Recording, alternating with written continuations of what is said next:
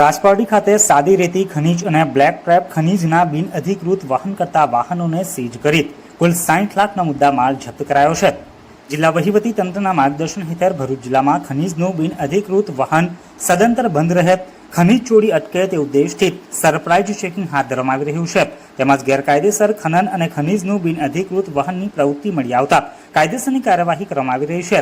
જન્વય ભૂસ્તર શાસ્ત્રી ભરૂચની સૂચના અન્વયે ભૂસ્તર વિજ્ઞાન અને ખનિજ કચેરી ભરૂચની ક્ષેત્રીય તપાસ ટીમ દ્વારા તારીખ 5 એપ્રિલ 2025 વહેલી સવારે રાજપારડી તાલુકા ઝઘડિયા જિલ્લા ભરૂચ ખાતે આકસ્મિક ખનિજ વાહન તપાસ હાથ ધરવામાં આવી હતી।